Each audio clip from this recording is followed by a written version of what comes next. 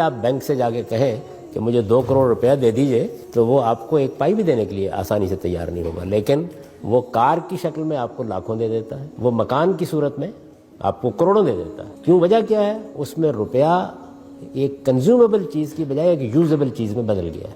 بسم اللہ الرحمن الرحیم. جیسے کہ آپ نے یہ ویڈیو ملاحظہ فرمائی ہے، میں گزشتہ کئی عرصے سے کاروبار کر رہا ہوں اور ایک نیا ہی فلسفہ جو ہے ہمارے معاشرے کے اندر جو ہے وہ ایجاد ہو چکا ہے، بلکہ میں سمجھوں گا فتنہ ہے. ربا کو اتنا کنفیوز کر دیا، ربا کو ایک اتنا میں یہ سمجھتا ہوں کہ جان بوجھ کے ایک سازش کے تحت جو ہے نا ربا کو کسی طرح حلال کرنے کی کوشش کی جا رہی ہے، بلکہ سازش کی جا رہی ہے، جس کے بارے میں اللہ تعالیٰ نے قرآن میں فرمایا کہ فَإِن لَمْ تَفْعَلُوا فَأَذِنُوا بِحَرْبٍ مِّنَ اللَّهِ وَرَسُولِهِ. اللہ اور اس کے رسول کے خلاف اعلان جنگ ہے. جس چیز کو غیر مسلم انٹرسٹ کہتے ہیں، مطلب کار فائنینسنگ کے اوپر جو آپ انٹرسٹ پے کرتے ہیں اس کو وہ بھی انٹرسٹ کہتے ہیں کہ یہ سود ہے. ٹھیک ہے، اگر آپ گھر مارگیج کے اوپر لے رہے ہیں تو وہ بھی کہتے ہیں کہ آپ کی یہ بیسک پرائس ہے، لیٹ سپوز $1,00,000 یا وٹس ایور، اور اس کے اوپر آپ کو اتنا انٹرسٹ دینا پڑے گا. غامدی صاحب فرما رہے ہیں کہ اگر روپیہ آپ بینک سے لینے جائیں تو وہ آپ کو پیسے کبھی نہیں دیں گے، آپ کو کموڈٹی دے دیں گے، مطلب گاڑی وغیرہ دے دیں گے. وہ روپیہ آپ کو جو ہے وہ نہیں دیں گے، وہ آپ کو کوئی یوزیبل چیز دے دیں گے. تو میں اس فلسفے کا مجھے تو حیرانگی ہو رہی ہے بطور ایک کاروباری آدمی کہ بینک مجھے روپیہ بھی دے دے گا اگر میں اس کے اگینسٹ کوئی نہ کوئی چیز پلیج کروا لوں گا. اگر میں نے گاڑی بھی لینی ہے تو مجھے ضمانت کے طور پہ کوئی نہ کوئی چیز پلیج کروانی پڑے گی. مجھے گھر بھی لینا ہے تو کوئی نہ کوئی چیز مجھے ضمانت کے طور پہ پلیج کروانی پڑے گی. اور ماڈرن اگر آپ بینکنگ میں دیکھ لیں، جو اسلام کے نام پہ بینکنگ ہو رہی ہے، وہ معذرت کے ساتھ دودھ کی بوتل میں شراب بیچنے کی ایک جو ہے وہ کوشش کی جا رہی ہے. میں اس کے خلاف بڑا اعلان بولوں گا، اس کی وجہ کہ ہم کاروبار کر رہے ہیں پریکٹیکل گراؤنڈز کے اوپر، اور وی نو واٹ ربا از. 3 لفظ جو ربا کو ایگزیکٹ ڈیفائن کر دیتے ہیں: منی اگینسٹ ٹائم.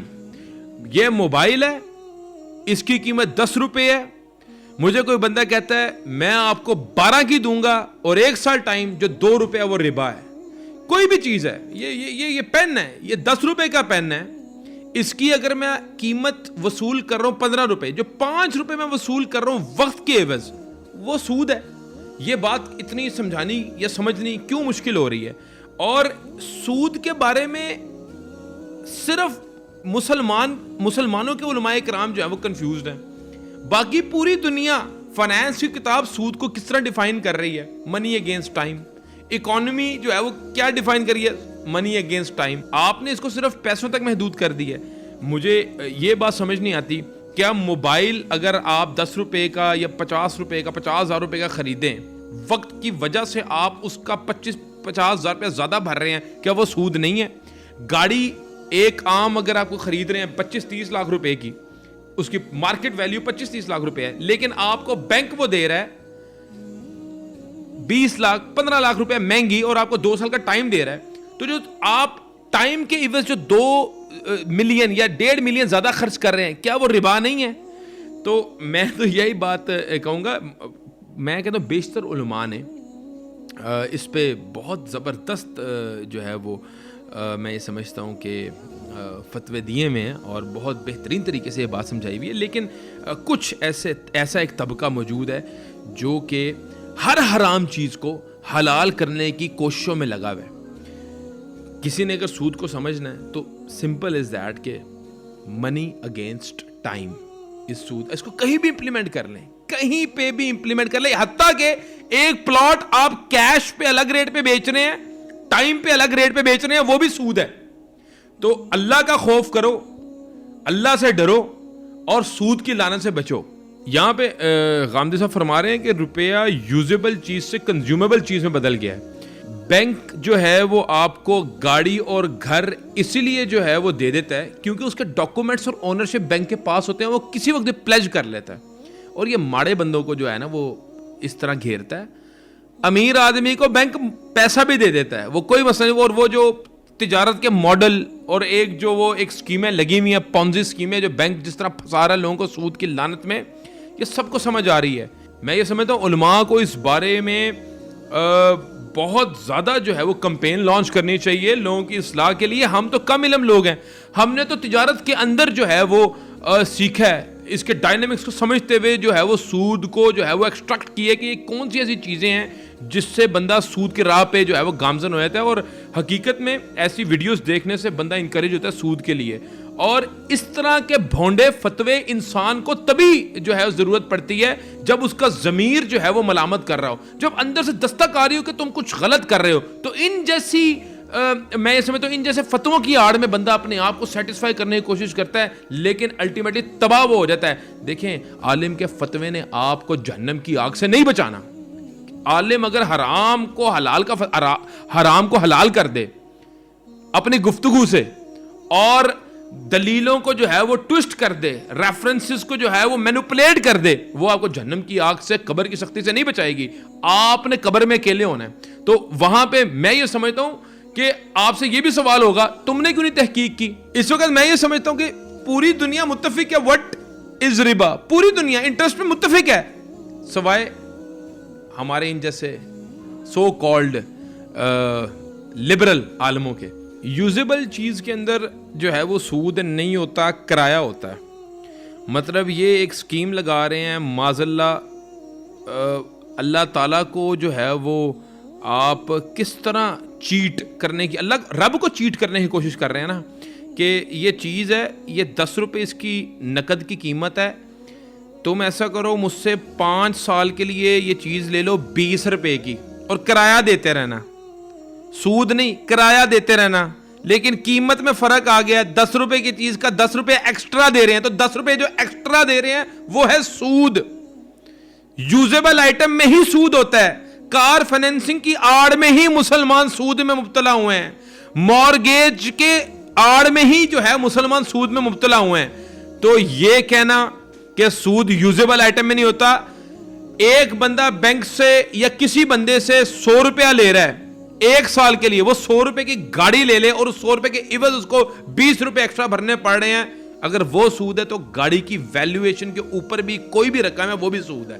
تو لہٰذا میں انشاءاللہ ایک چھوٹی سی یہ میری کوشش ہے کہ اپنی نوجوان نسل کو, بالخصوص جو کاروباری طبقہ ہے, اس کو جو ہے وہ اس سود کی لعنت سے بچانے میں اپنا کردار ضرور ادا کروں. کسی کو بھی کوئی مسئلہ ہم سے ڈیبیٹ کرنا چاہتا ہے تو ڈیبیٹ کر لیں انشاءاللہ. قرآن و حدیث کی روشنی کے اندر ہم انشاءاللہ اس کو دلیل بھی دیں گے. اللہ تعالیٰ نے قرآن مجید میں فرما دیا وَأَحَلَّ اللَّهُ الْبَيْعَ وَحَرَّمَ الرِّبَا, تجارت حلال ہے اور ربا حرام ہے. اتنے سخت آرڈرز ہیں, مطلب اللہ تعالیٰ نے تجارت کو کہا حلال ہے اور اس کے آگے فوراً کہہ دیا ربا حرام ہے. مطلب آپ کوئی بھی تجارت کر سکتے ہیں, آپ ٹریڈنگ کر سکتے ہیں. لوگ بہت فلسفے جھاڑتے ہیں, آپ ٹریڈنگ کر سکتے ہیں, آپ گاڑیوں کی ٹریڈنگ کر سکتے ہیں, آپ جو ہے وہ گھروں کی ٹریڈنگ کر سکتے ہیں, پلاٹس کی ٹریڈنگ کر سکتے ہیں, الیکٹرانک آئٹمس کی ٹریڈنگ کر سکتے ہیں, لیکن ربا کے بغیر. کیونکہ یہ اتنا سینسیٹیو معاملہ ہے, بہت پتلی ایک لکیر ہے, وہ کراس ہو جائے ربا کے اندر آپ داخل ہو جاتے ہیں.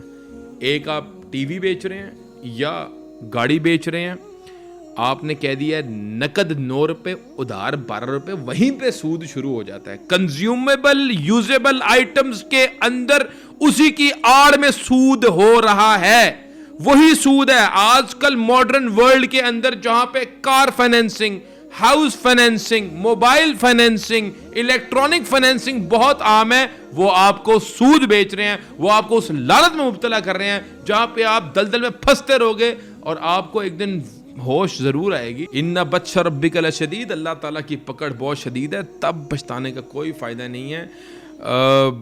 بہت اس میں بڑی ایک آرگومنٹ ہے, بہت بڑی ڈیبیٹ ہے, جس میں ہم میرے خیال سے گھنٹوں بھی انوالو رہے ہیں, اور اس میں بہت زیادہ ایکسپیکٹس ہیں. اس پہ انشاءاللہ ڈیٹیلڈ ہم پروگرام کریں گے, لیکن یہ ویڈیو میری نظر سے گزری تو میں نے یہ مناسب سمجھا کہ اس کے اوپر ایک ریئیکشن دیا جائے. بطور بزنس مین کوئی بھی عالم, کوئی بھی ایسا ویژن رکھنے والا بندہ ہم سے مکالمہ کر سکتا ہے, مناظرہ کر سکتا ہے, ہم سے مباہلہ کر سکتا ہے, ہم سے مباحثہ کر سکتا ہے, جو اس کا دل کر سکتا ہے, اور ہم اس کو پراپر دلیل دیں گے انشاءاللہ. اور یہ جو ربا حرام کیا گیا ہے, ایک گاڑی کے حوالے سے میں اسپیشلی بات کروں گا یا گھروں کے حوالے سے, اسلام ہمیں اپنی چادر سے باہر پاؤں پھیلانے کی اجازت نہیں دیتا. ایک بندہ جس کی استطاعت موٹر سائیکل کی ہے وہ سود پہ گاڑی لینے کا اہل نہیں ہے، وہ اپنی استطاعت سے زیادہ اپنا جو خرچ ہے، استطاعت سے زیادہ خرچ کرنا ہی اسراف ہے. تو اسراف کو اسلام پروموٹ نہیں کرتا.